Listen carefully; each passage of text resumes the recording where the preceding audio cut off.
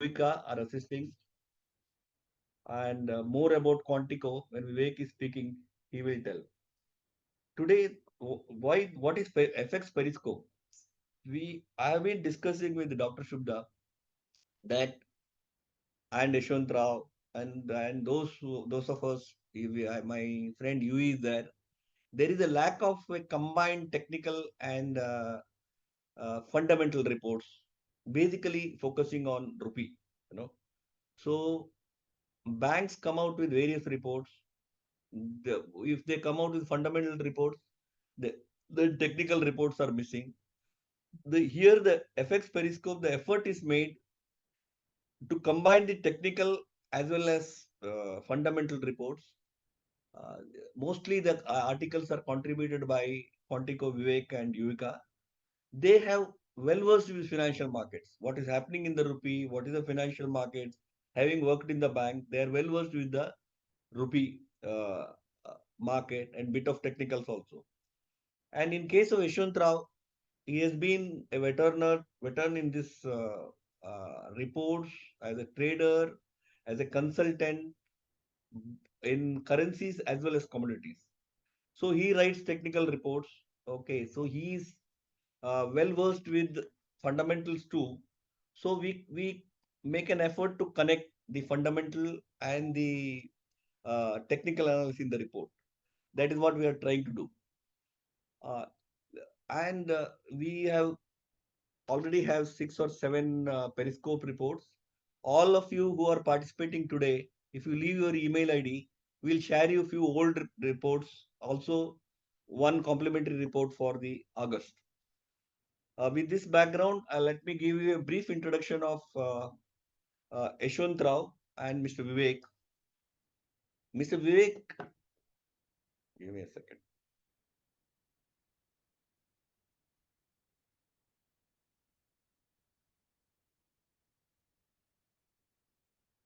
Vivek joined Quantico Research in November 2020. He holds master's degree in economics from Delhi School of Economics and brings close to 18 years of rich industry experience in the field of macroeconomics research with focus on financial markets, especially currency, fixed income, and money market. He has an extensive experience in engaging treasury clients, foreign investors, regulators, trade associations, and multilateral bodies over coverage of economic and market outlook for India. Basically, I have told you that he can call him as a specialist in Indian rupee on fundamentals. Over the last decade, Vivek has also been addressing key industry associations. His views on Indian economy are widely covered in the media, including financial media houses. He regularly writes incisive columns to media publications. His views on markets are keenly followed by treasury teams in corporates and banks. Prior to joining Quantico, Vivek worked as a president and senior economist at Yes Bank. His earliest stint includes the role in treasury economist at ICICI Bank and research associate. And about Yashwant Rao, Mr. Yashwant Rao has been a dealer in foreign exchange, maybe 1985. He started his career at Indian Overseas Bank as a chief dealer there. He left and joined a consulting firm. From there, he joined Arvind Mills as a head of treasury. He worked in Arvind Mill as head of treasury over 10 years, and he's keen technical analyst, and he studied himself, and more on that he will himself will share. When he was charting and all, there was no softwares like whatever available. It's all done in books, that is from this beginning. And he has interacted with various authorities, various people who are today celebrities in technical analysis. From Arvind Mill, he moved to Reliance as in the commodity section, and he advised them in commodity oils and various commodities for over 10 years. He has been advisor to FX First Basis and a consultant to us from last 10 to 12 years. He has a keen interest, and his technical reports are most sought after in the market. And I'm sure I'm using that, and I am using for hedging decisions, and my clients are happy with that because we are making money out of it. With this brief introduction of Rao, I will request Mr. Vivek to share his opinion about the recent article. What is that is the theme of the seminar. He will speak on that. Over to Vivek. Thank you so much, Venkatesh, and good evening, everybody. On behalf of QuantEco as well as on behalf of First Basis, this is the first time that we are taking our monthly report FX Periscope online in the form of a webinar. So we've been, as Venkatesh said, that we've been on this project for quite some time, and it's a collaboration of many hands, largely fundamental research from our side, and with technical inputs from none other than Mr. Ishwant Rao. There is a lot of guidance received from Shubda Rao herself, and on and off, there are industry veterans like Venkatesh himself who do contribute to this report on a frequent basis. Not to mention, there are guest columnists also, people like Thyaguji, who's well known in the market. He also contributes as a guest columnist sometimes for this report. So this is an endeavor to take this report online in the form of a webinar, because we realize that a report is a passive form of communication, whereas an interaction with clients, whether it is in the form of a webinar or whether it is in the form of a one-to-one meeting, is a much more active form of interaction. And that was the genesis behind today's webinar. So without much ado, I think we have some ground to cover. So thanks to Venkatesh, I get to be the opening batsman today. And I'll start on the fundamental piece. So I guess, Venkatesh, I have about 15 odd minutes. Yeah. Okay, so since I'm an economist, I'll take the liberty of using few slides from my presentation. It helps me to structure the thought process that I have, and also to show you in the form of illustrations what we are talking about. So just give me a couple of seconds, maybe 20 seconds or so, to share my screen.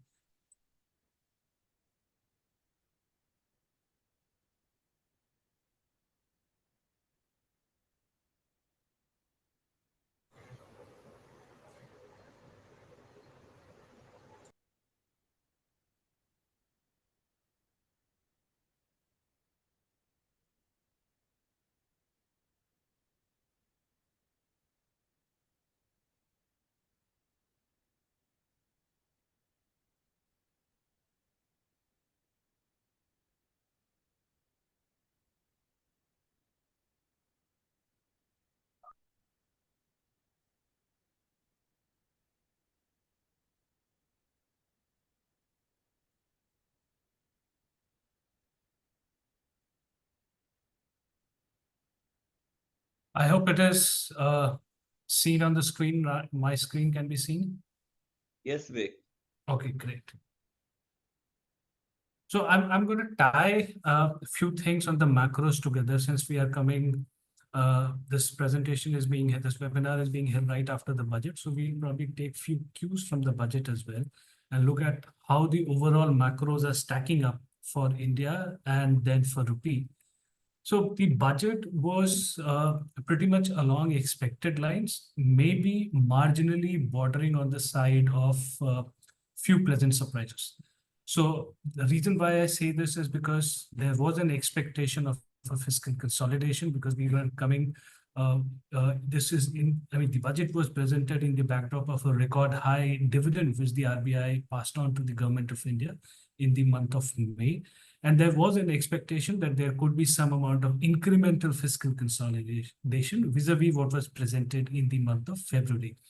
So this has played out. In fact, the extent of fiscal consolidation is somewhat better than what markets were expecting. Most market participants were expecting fiscal deficit target to be closer to 5 percentage points of GDP, vis-a-vis 5.1% as outlined in the interim budget. The actual number is 4.9% in terms of Vivek, the your inbox is shown, not the slide. my inbox is Yeah, shown. yeah, Okay. yeah.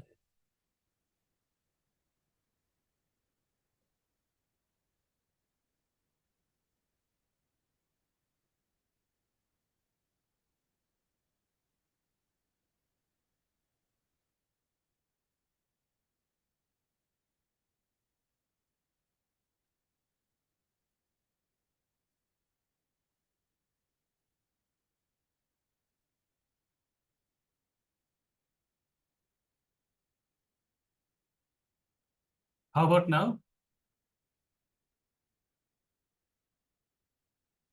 Vivek, now it is fine. Now it's fine. Okay. So, yes, it was slightly bordering on the side of a pleasant surprise.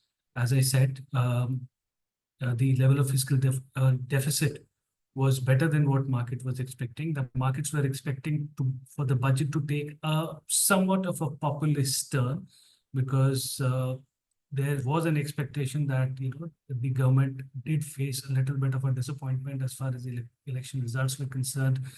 And at the same time, consumption in the economy from a GDP perspective was one of the weakest links in the overall India growth story. So this expectation also has not played out to that extent. That sense of populism is not there in the budget. While yes, the schemes are targeted towards where they should be in terms of maybe generating additional employment, maybe maximizing the multiplier impact by considering the overall capex allocation at a record high level. I mean, it continues to remain at 3.4, 3.5 percentage points of GDP, which is the highest in the last 2 decades. And as well as there are allocations towards some of the high multiplier sectors like roads, railways, as well as housing. So all these factors do contribute towards the underlying theme of preserving macroeconomic stability from a fiscal perspective. Now, the overarching message here is that besides 4.9% fiscal deficit, the government has kept its eye firmly on the next year's fiscal deficit target of 4.5%, which now seems to be an easily achievable target, considering the fact that a large part of the heavy lifting, it will be done in FY25 in terms of the compression of the fiscal deficit. So what does it mean for markets? So I'm not going to get into the details of the budget. I'm straight away going into the details of what it is going to do to markets, especially to interest rates and to rupee, because both are somewhat linked together. And from a markets perspective, we need to check on the budgetary impact through two different channels. One is what is going to be the growth impact, and two, what is going to be the inflation impact. Now, from a growth perspective, there are two impacts which will play out as far as the budget is concerned.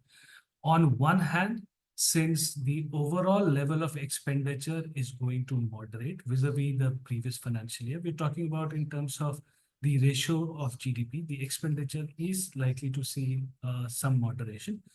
So from that perspective, the government consumption will be slightly lower than what it was last year. We are talking about the overall magnitudes here.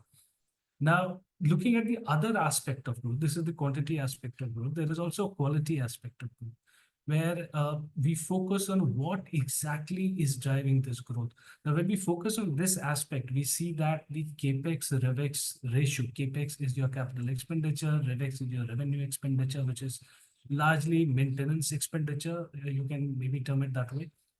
And capex is your productive capacity enhancing expenditure. So that ratio is at almost at a 2-decade high.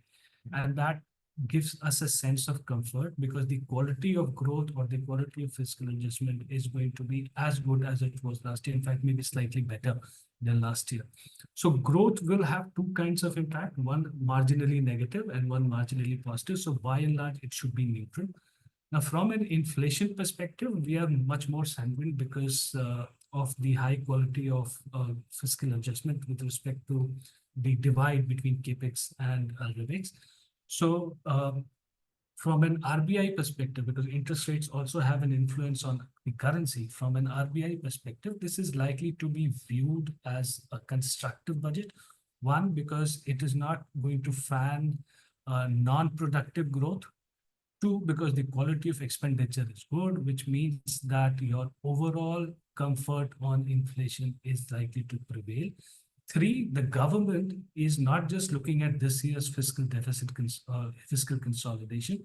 It is also aiming at the year thereafter. And that is something which is going to give a lot of comfort to the MPC. So we believe that looking at the overall signals which the budget is giving out, this should be viewed constructively. Now, Is this something which is going to impact inflation in the very short term? No, it's not going to impact inflation in the very short term. In the very short term, there are other concerns with respect to food inflation. And we know that some of the perishable items, especially potatoes, onions, and tomatoes, in the recent past, by recent past, I mean last 2 to 3 months, they have been extremely stubborn and continue to remain at elevated levels. So this is coming on the backdrop of some amount of disturbance with respect to the heat waves, as well as the suboptimal start to the monsoon season this year. So June was a deficit by and large, because of which the heat waves that started in the month of April, it kind of spilled over to cover in the entire April-June quarter. And that did not bode well for some of the perishable inflation items.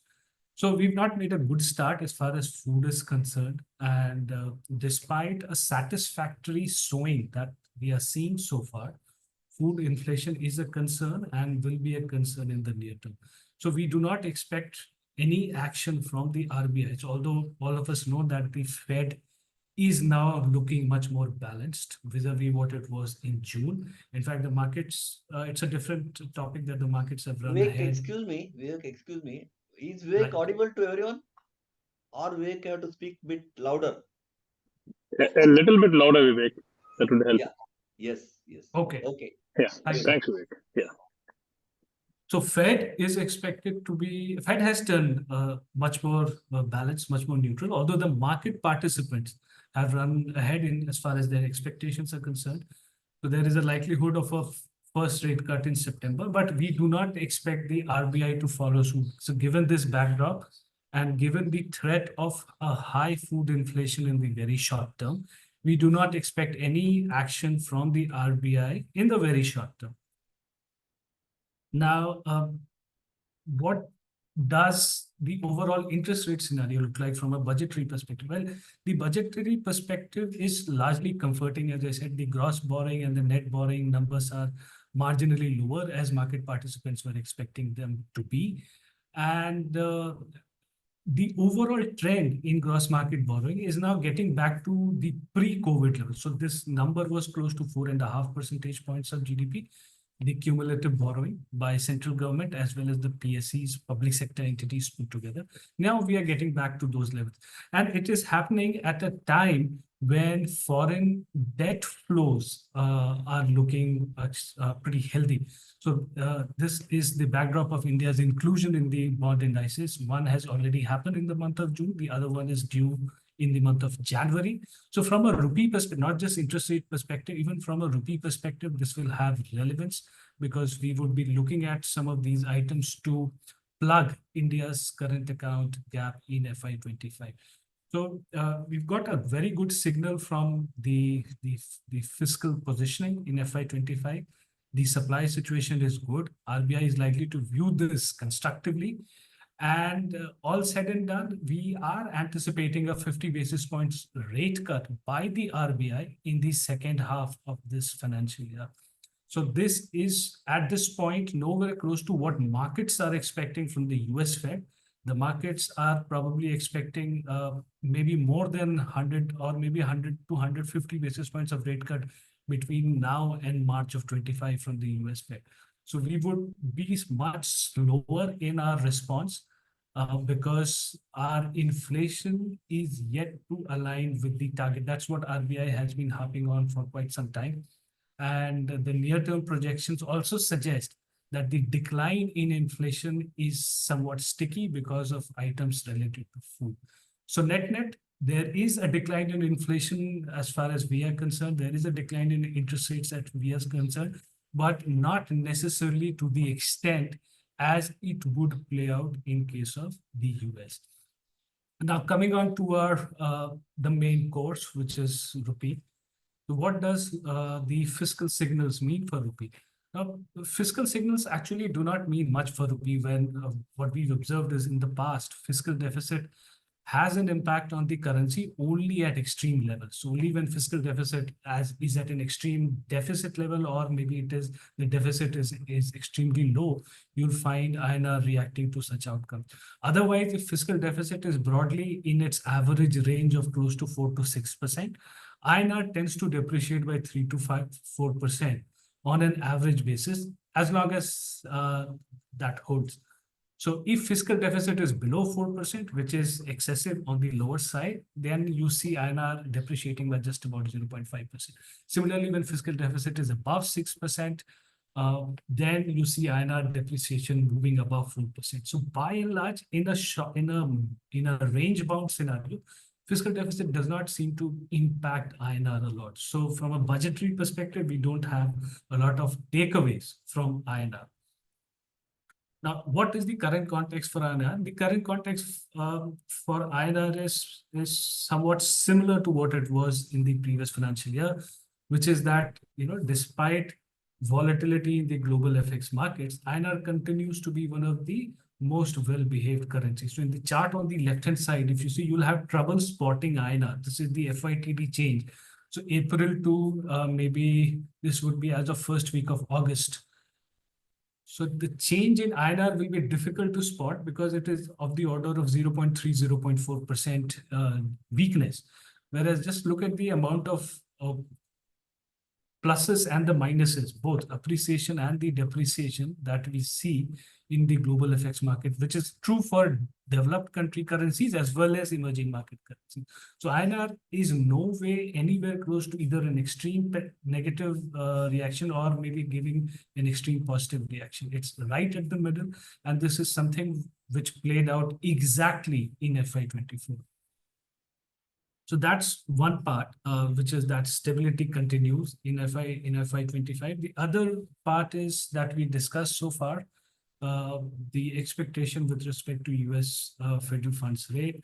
The markets are currently pricing in 3 rate cuts. We don't know what the Fed is thinking. What we know from the US Fed is that it is the policy language in July policy review was much more balanced vis-a-vis what it was in June. As of the last dot plot, which the Federal Reserve members gave in the month of June, hinted at just 1 rate cut before the end of 2024. So we don't have the updated dot plots. The updated dot plots from the Fed come out only on a quarterly basis, which means you'll have them in the September policy review. The best guess at this point in time would be that the Federal Reserve is going to upgrade the number of cuts from 1 in June to maybe 2 in September. It is unlikely that the Federal Reserve will make it 3 because that will be a complete U-turn vis-a-vis what the situation was in June. Secondly, the Federal Reserve, being an election year, will be extremely cautious to send out any signs of nervousness to market participants. So if it does any intermeeting rate cut now between now and September, or if it upgrades the extent of rate cuts sharply to maybe 3 or 4, it is going to send a wrong signal to the market participants. They would think that the Fed erred, and now the Fed is trying to make good of whatever bad judgment that it showed in June and July policy reviews. So in an election year, you'd want to stay out of that controversy and maybe take steps in a gradual fashion. And if at all there is a need to increase the monetary easing, they can definitely do it post-election. So our guess at this point in time would be that come September, the dot plot should be indicating 2 rate cuts before the end of 2024. Now, does this mean that the commencement of a rate easing cycle by the US Fed is necessarily going to lead to dollar depreciation and necessarily going to result in appreciation in other dollar crosses? Well, we believe not. We believe not because while typically, yes, whenever you see monetary policy easing by major central banks in the world, their currencies do tend to take a beating. But in the current environment, the Federal Reserve is one of the last entrants to the monetary policy easing camp. All the other major central banks, barring Bank of Japan, they have already started to ease. And by the time the Federal Reserve would ease monetary policy, hopefully in the month of September, other central banks have already had a head start. So in terms of the spillovers on currency from monetary policy, that impact will be extremely muted this time around. And the usual channels of transmission from a dovish central bank to a weaker currency might not play out as far as dollar is concerned this time around. Now, from a fundamental perspective, I think there are reasons to believe that INR is strongly supported by domestic macros. We talked about the fiscal part, which is slowly improving, and not just slowly improving in FY24 and in FY25. Even in FY26, there is an expectation that the fiscal side of the equation will continue to improve. The broader growth inflation balance is still somewhat supportive. So although growth is likely to come down from 8.2 last year to somewhere close to 7%, that is what I guess most of the market participants would be believing. Our own estimate is at 6.8, which still happens to be close to 7%, and 6.5–7% range also happens to be the long-term trend for India's GDP growth. So we are getting back to a long-term trend in some way. Inflation is moderating from 5.4%. The expectation is that this year it will be 4.5%. And overall, the balance between growth and inflation continues to indicate that the macro balance is in shape. That's on the domestic side. On the external side, which is more importantly from a rupee perspective, your current account balance, current account deficit was at 0.7 percentage points of GDP in FY24.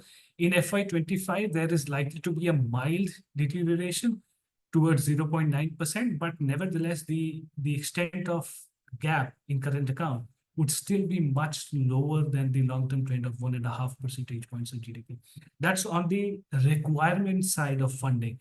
In terms of the actual supply of funding, we are pretty optimistic because FDI flows in the first 2 months of this financial year, April and May, they have recovered sharply to over $7 billion.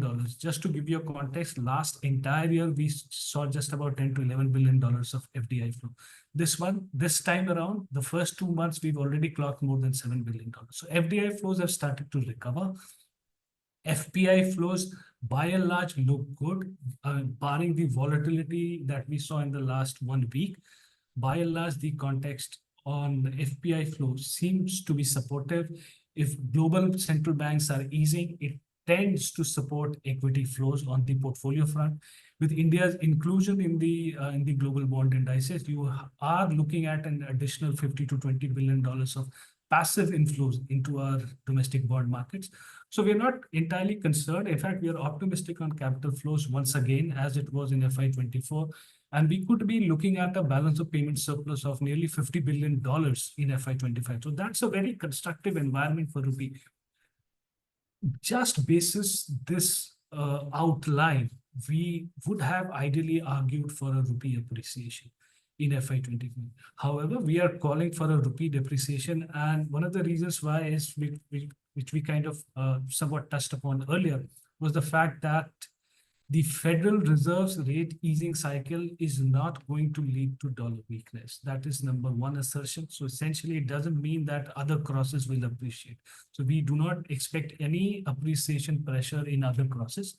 Number two is, which is more important, is the overvaluation. So like in the case of our equity markets, our currency is also overvalued. And of late, the extent of overvaluation has increased to anywhere close to 8. The RER index for rupee. Now, if you can see the chart on the right-hand side, the two dotted lines are the one standard deviation line from the mean overvaluation. So whenever you see one standard deviation line on the upside getting breached, the INR does tend to correct, or the overvaluation does tend to correct. And it's a line in the sand. It's nothing which is mechanical in nature. So there have been instances of this breach which have kind of stayed for a prolonged period of time. But more often than not, whenever the breach happens, very soon, by very soon, I mean within the next 3 months to 12 months, you do see instances of reversal. And what we've tried doing here is quantify that extent of reversal here. And what we notice is that whenever there is a breach with a lag of 3 months, INR tends to depreciate by 0.5%. With a lag of 6 months, INR tends to depreciate by 1.5%. And with a lag of 9 months, INR tends to depreciate by almost 3 percentage points vis-a-vis the USD. So we are talking about whenever RER overvaluation increases above the one standard deviation mark.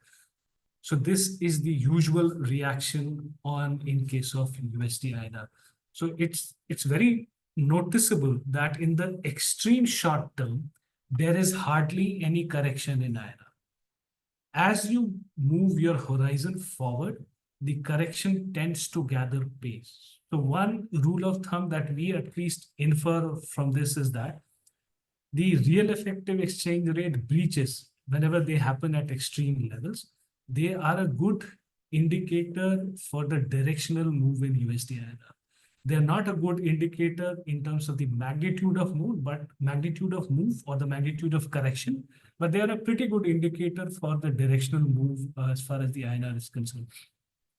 Even in case of, let's say if you have to take a 1 year view and look at how INR RER deviations have resulted in actual spot chain, then you can see maybe chart on the right hand side. So whenever there is a overvaluation, whenever there is an overvaluation, which is your first quarter, typically changes in USD INR is in the positive zone. So first quadrant is where most of the dots lie.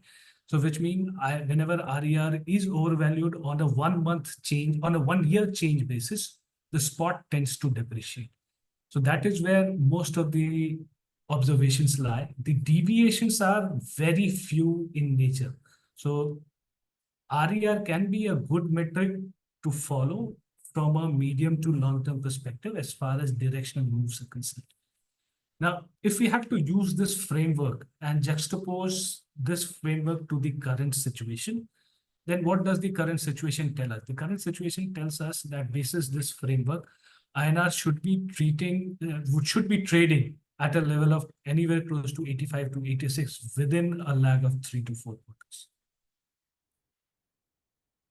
Now, is this something that we believe in? Well, that's not a baseline scenario. This is a statistical extrapolation that we did because we found it extremely interesting and we thought it would be worthwhile sharing it with the broader community. But as far as our view and as far as our outlook is concerned, we believe the extent of adjustment in INR probably will be there, but not to the extent of maybe 85 or 86 that our statistical relationships are suggesting as far as derived from the RER, but anywhere close to 84 to 85. So we are looking at 84 half level as far as USD INR is concerned before the end of the current financial year. And we do acknowledge that there will be bouts of strong appreciation pressures in INR. And we also at the same time believe that those appreciation pressures are going to be neutralized by the central bank via active accumulation of reserves. So off late, last 1 to 2 months, RBI has been very busy in terms of accumulating reserves. And almost on a weekly basis, we are seeing reserves creating a new high. So almost, the pink papers, as you call it, the financial dailies, if you see them on Saturday, they typically report the weekly foreign exchange holding of RBI. And almost on a consistent basis in the last 1 to 2 months, the reserves are getting reported at an all-time high levels, which is actually true. Statistically, it's true. But you have to see it in the context of where do reserves stand vis-a-vis the import cover that the economy is currently seeing. Now, the chart on the left-hand side tells you that in the last 5 years, while RBI's holding of foreign currency assets have jumped from nearly $400 billion to almost $580 billion, the import cover is barely moved. It's barely changed. It was 9.1 months in July 2019, just about 5 years ago. It is close to 9.9 in July 24, so 5 years down the line. So there has not been much of a movement in terms of India's import cover, whereas the extent of foreign exchange reserves in value terms, in magnitude terms, it has gone up tremendously. So all this shows that while yes, reserves are increasing in dollar terms, there is still a lot of ground to cover. And RBI is going to use every opportunity it has through the balance of payment surplus to amass the reserves and maybe push it higher. What level will it do it? It's anybody's guess. We don't know whether that level is 12 months of import cover, 13 months of import cover. We don't know yet. What we know is that India had seen a high of 17 to 18 months of import cover prior to the global financial crisis period. That was the time when rupee was actually appreciating strongly on an annualized basis.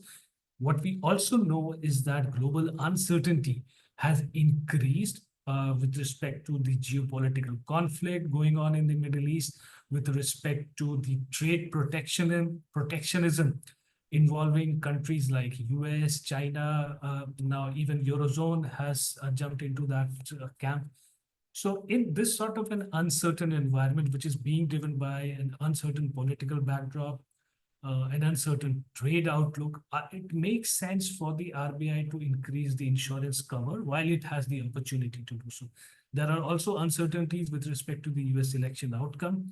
So all this combined together will mean that RBI would probably err on the side of accumulating reserves rather than allowing the currency to appreciate.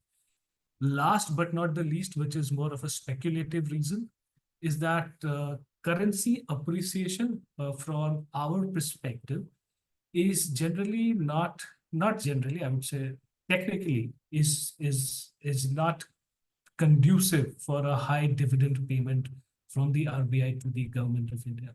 So if you have rupee appreciating on an annualized basis, it would reduce the quantum of surplus transfer that the RBI could potentially do or do the RBI could potentially share with the government of India. So it's a speculative reason. We don't have a fundamental backdrop to verify this reason as of yet, but this is one of the speculative reasons that we can probably highlight.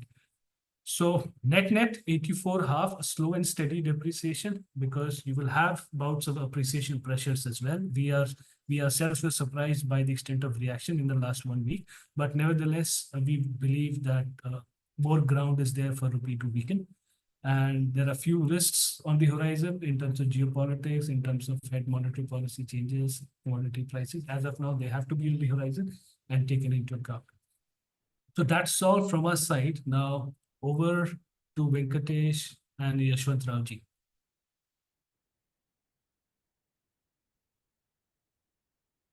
Venkatesh, you're on mute.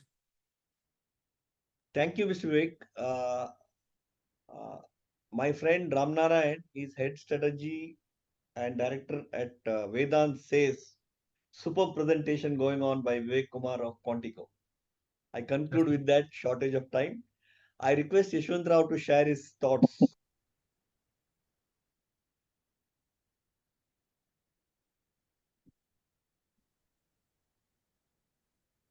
Um, Good evening, everyone. Good evening, sir. I'm trying to share my screen. Host has disabled. Yeah, I will do.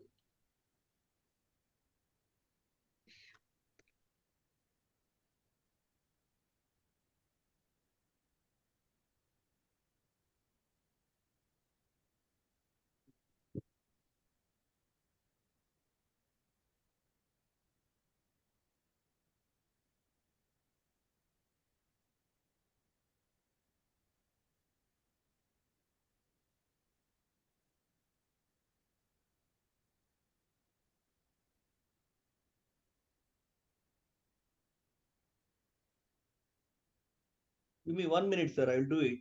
Okay. You carry on by the time. Okay, sure.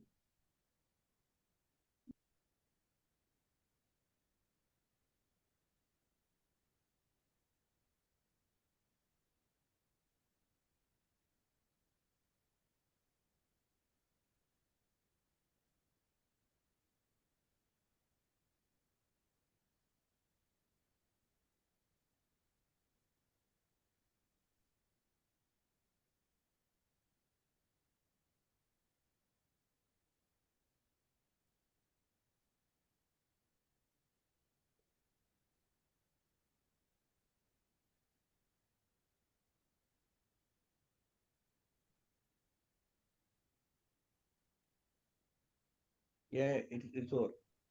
Yes, yes. Yashwant Rao, sir, it is done. Yes. You are host now. Okay. Oh, yes. Hello. Yeah. Yes, I'm finally able to unmute now. Sorry, I was facing some issues. Yes, Rao, sir, you can go Yes, ahead. I'm going ahead.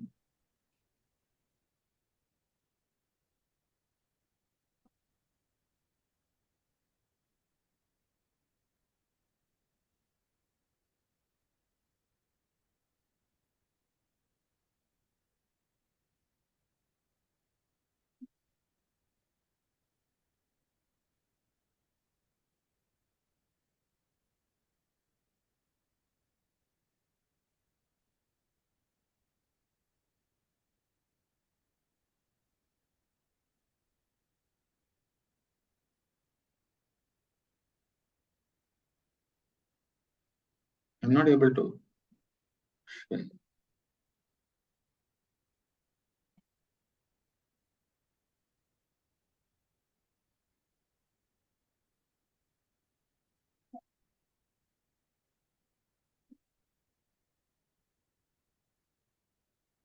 Are you able to see the slide? Are you able Yes, to we see can the see. slide? Yes, we can see your slide. Okay, okay. I have a few points to tell, not much. It's a very less time consuming.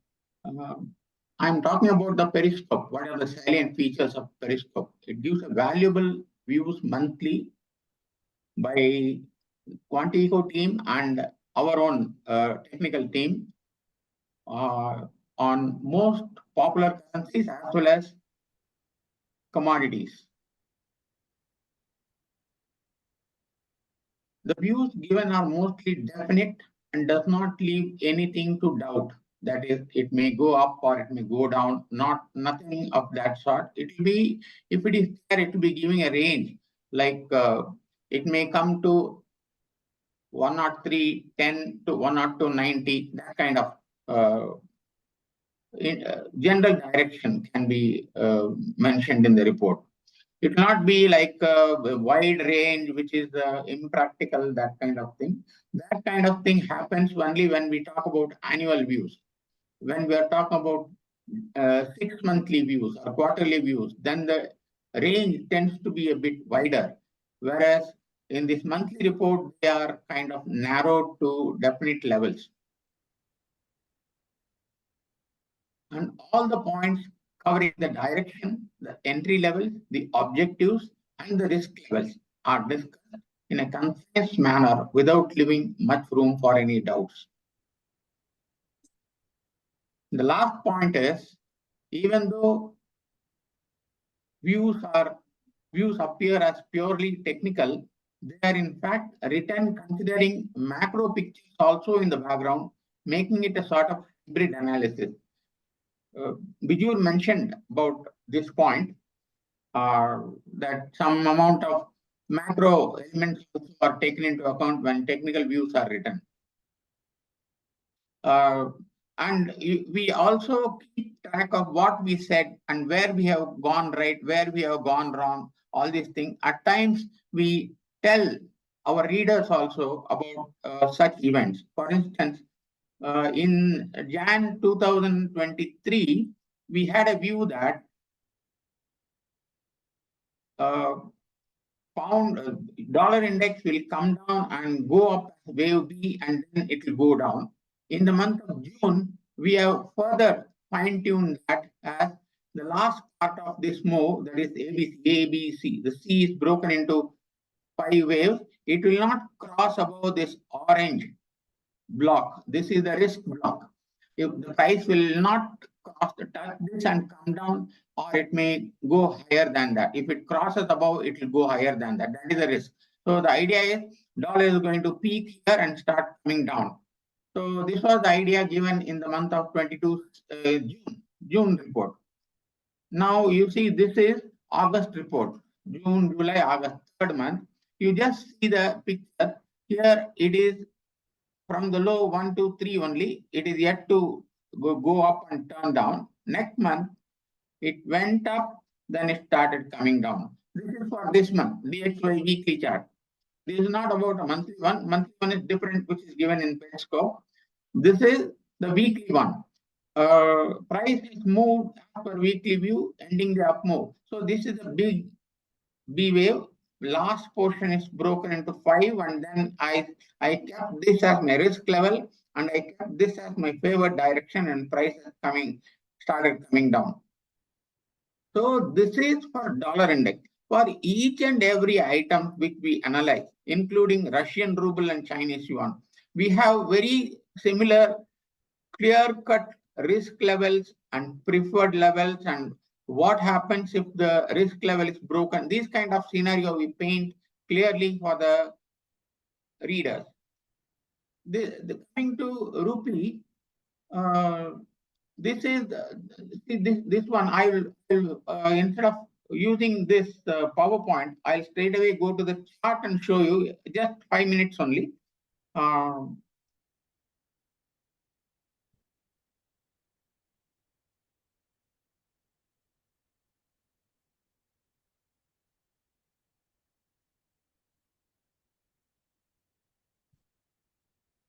Are you able to see the rupee chart in this? I have come to the rupee chart, 7th August 2024. Yes, So, we can see. We can see. We are you seeing. can see that? Yeah, we are seeing. Okay. Okay. See, briefly, I will tell you. There are so many railway lines, like so many lines crossing here, there, and all, like in a junction. It is in fact. One moment. It's not moving.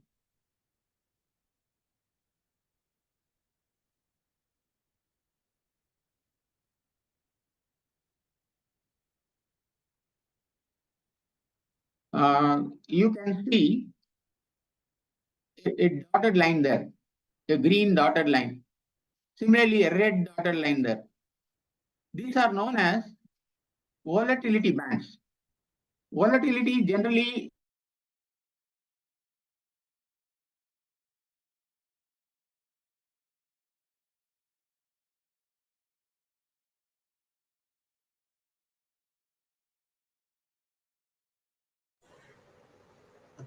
this volatility, which is not available in any other software, which is created by us, it shows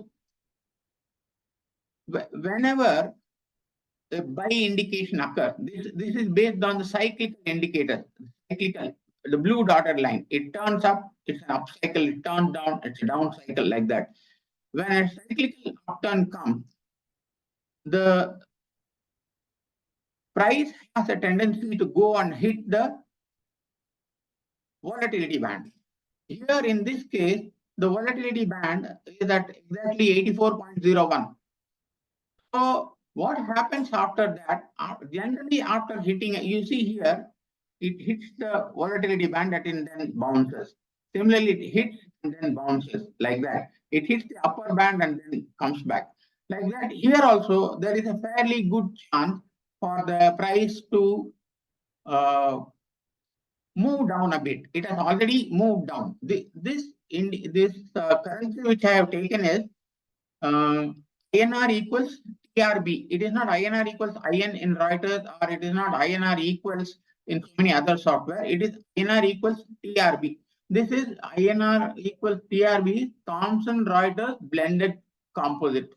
So they take into account various updates from various sources, and then they give their own version of dollar rupee rate. This is considered as somewhat more accurate as far as its correctness is concerned. Like sometimes if you see investing.com or any other software, tradingview.com or even Tickerplant, even Reuters' own INR equals W, which is supposed to be the offshore rate, they all kind of spike up and down, and it becomes very difficult to do any analysis. This one, to some extent, they save it from that kind of a move and keep it well within a reasonable limit. So I have taken, you can see most of the signal, you see cyclical turn. C, there is a C here, cyclical turn going up. There is a C here, cyclical turn, yeah, another C here, another C down, it down like that. And this, when it happens to, when it touches the upper volatility band, it will have a tendency to come back to the moving average or whatever. So to what extent it comes down, that will have to be fine-tuned. This is a weekly chart. Based on this, we have already mentioned, if you see the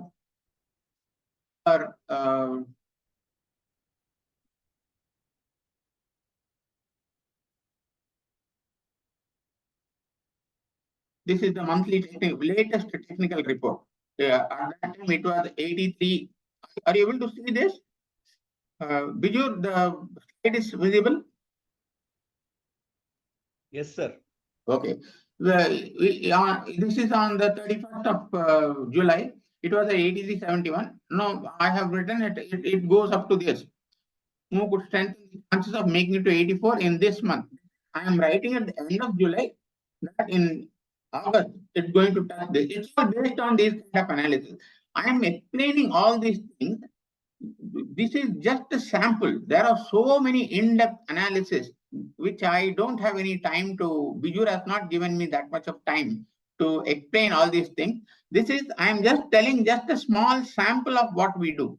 There are so many other things which will give wonderful results in technical analysis. It's not that we always succeed. Sometimes we fail also.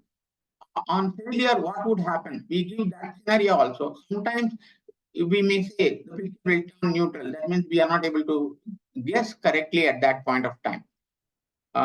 With this, I end my brief presentation. Thank you, Bijur. Thank you, Yashwant Rao, sir. The point which I want to make here is again that the combination of fundamentals from QuantEco and the technicals from Yashwant Rao and our team at First Basis, it gives a lot of input to those who are in international business.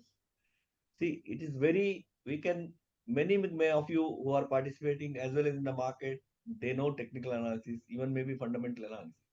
But where is the time in day-to-day people like me to spend such time on technical analysis? Rao sir gets up at 6 o'clock, 6 to 7, 7:15, he writes the report on various currencies. On weeklies, he spends anything between 2 to 3, 4 hours sometime. He writes report on various things. The focus here is on dollar rupee as well as euro dollar and pound and yen, where most of the people in India do international business. We do. Even Vivek focuses on that. And our request to all, spread this report to your friends and subscribe the reports. It will be given at a very attractive price to those of you who have participated. You can reach us on our email. With this, see, I still believe, even I am in market from 1990, I still believe that those days I used to trade without technical analysis, without fundamental analysis too. Okay. But there's a big price for that. So it's not that economists are hired in private sector bank or multinationals or big industries and pay fabulous salary. Whereas here to QuantEco, you get that information for information's very much lower price. The reports are available, only reports, even discussion with Rao sir and QuantEco team, Dr. Shubda and Vivek. It's priced at the various levels. It is available, but depending on how much time you need from that and how much you can utilize. See, personally, I am using, I have traded without technicals, without fundamental analysis, without reading much. I graduated. Now I read Financial Times London for an hour or so. Then I study Rauser's report. I often discuss with the Dr. Shubda and Vivek about the market. We were very certain that rupee is going to depreciate in this calendar year as well as financial year.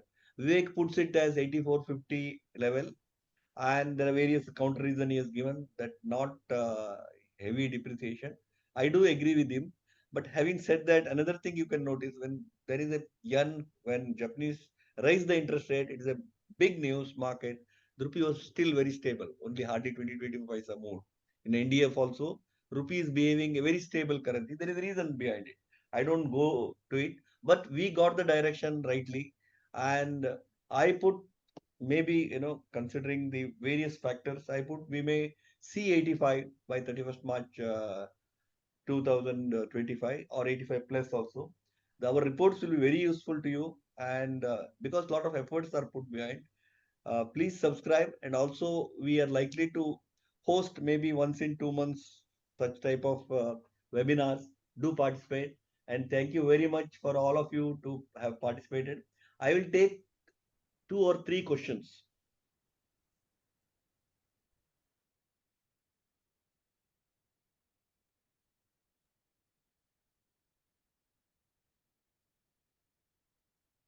No questions?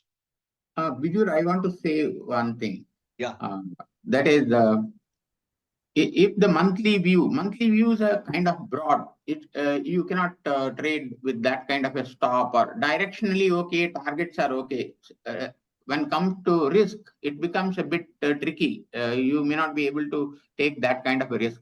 For that, we are supplementing the statement with the weekly report, which further fine tunes the entry level, the targets, and other. That is fine tuning, guiding you. We generally a broad direction, and then you come closer, and then push you here, push you, give a nudge there, like that. These kind of things also are there in the Periscope report. That is, it will always be followed by a weekly report also, in order to fine tune the general recommendations. Thank you, sir. That is what those who subscribe for Periscope monthly reports. In addition to it, weekly reports are complementary on currencies and commodities and all. Yeah. VV sir, can I pose a question? Yes, please. Yes, Ram. Yeah, hi. Hi, thanks for calling, and thanks Vivek and Yashwantrao for a wonderful presentation. The question is to Vivek. Vivek, wonderful presentation as usual. My question is, there's a debate going on as to what is the right inflation index to monitor, whether it's a core inflation or it's a CPI. Because you have to CPI unmute. includes. Vivek, you have to unmute. Yeah. So because there's a lot of debate about food inflation. So I'd like to hear your views on what's the right kind of inflation metrics to target by RBI. Hi. Thanks, Ram, for your kind feedback. Now, this question that you've asked is actually unsettled in the entire global context. So there are countries who target headline inflation. There are countries who target core inflation. Now, there are equally compelling reasons on both sides of the camp as to why they do what they do. So the most foremost reason for targeting core inflation is that the volatile items in the CPI index, which happens to be food and fuel, they are not necessarily under the ambit of any central bank's control or any interest rate policy control. So it makes sense for the central bank to overlook or ignore such volatile components in the price items and concentrate their energy on something that they can control via interest rate policy, which happens to be core inflation, because that is more responsive to what the interest rate policy does, whichever direction it takes. Now, there are also equally compelling reasons on the other side, where the argument is somewhat like this, that if at all there is a high degree of non-core inflation, by non-core inflation, I mean, let's say food inflation or fuel inflation, if that is high, and if the monetary policy is sufficiently tight, then ideally it should result in lower core inflation. So basically, there has to be an interchange between the core price indices and the non-core price indices, or core inflation and non-core inflation, so that the headline inflation stays close to the target.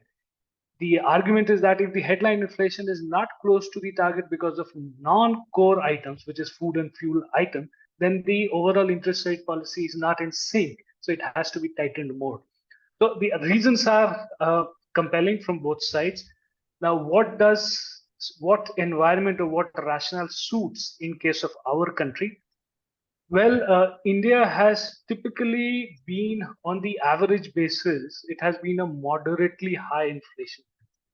So if you look at the long-term average of CPI inflation in India, it would be somewhere close to 6% or maybe slightly above 6%, closer to 6.5%.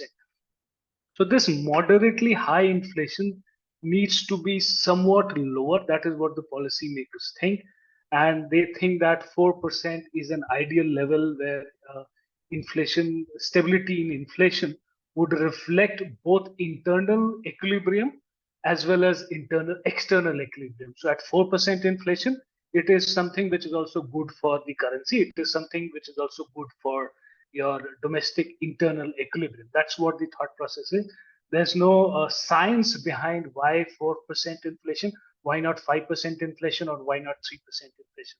But let's give them that room of for judgment which the policymakers have taken. Now, what they have also decided is that while 4% is the target, looking at the idiosyncrasies with which India's inflation behaves, by idiosyncrasies, I mean you can have episodes of extreme amount of pressure, largely coming from the food side. And at the same time, a reverse situation can also happen where food price inflation can be extremely subdued. So that is the reason why we have a 2 percentage point band surrounding our target. Well, I don't remember any other country. In fact, most countries in the world have a 1 percentage point band. Most of the countries actually do not have a band. The ones which have a band, they have a 1 percentage point band surrounding the target. India has a wide band of 2 percentage points on either side. So that, in some sense, is to accommodate unwanted shocks coming from non-core inflation, which is your food and fuel items. Typically, food items, because to a large extent, the government has its say as far as food inflation is concerned. So in our case, the shocks largely emanate from food on the non-core side. So for us, I guess headline is fine because there are also spillover impacts of a higher headline inflation. You know, when wage setting happens in the economy, there are also resets. The government also resets its own wages that it pays. So when the wage setting happens, the wage setters, we do not look at whether that inflation is coming from food, or fuel, or core inflation. They will look at one metric of inflation, which is the headline. So from that perspective, I think because we are still an emerging market economy, it makes sense to look at the headline inflation. The gap is sufficient enough to accommodate shocks of both 2% on the plus side as well as on the minus side. So my vote would probably go for targeting headline inflation, given the flexibility that it accords, and this flexibility should be used by our policymakers. We actually displayed that evidence very well during COVID times, where we use that flexibility of our inflation targeting regime to maintain an accommodative policy stance. Great. Yeah. Thanks, Vivek.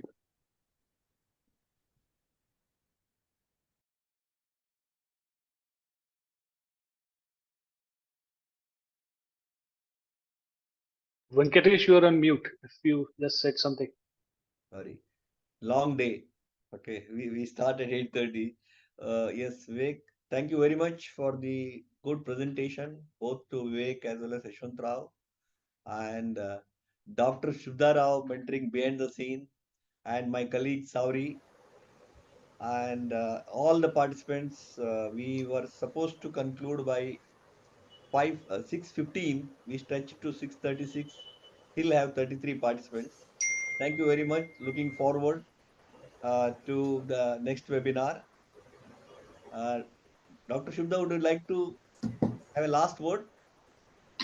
Thank you, Venkatesh. No, you should have the last word. But just to conclude the evening, as Venkatesh, described the whole effort of reaching out to the markets with a unique combination of technical analysis as well as fundamental analysis, which is a combined effort between First Basis and QuantEco, a monthly publication, which also gives you a kind of a zoomed out kind of a perspective on a very relevant and hot topic of currency, particularly given the turmoil in the global marketplace. And that's what we believe that we could help the participants, market participants, to have a little bit a combination of day-to-day view to a zoomed out view as well.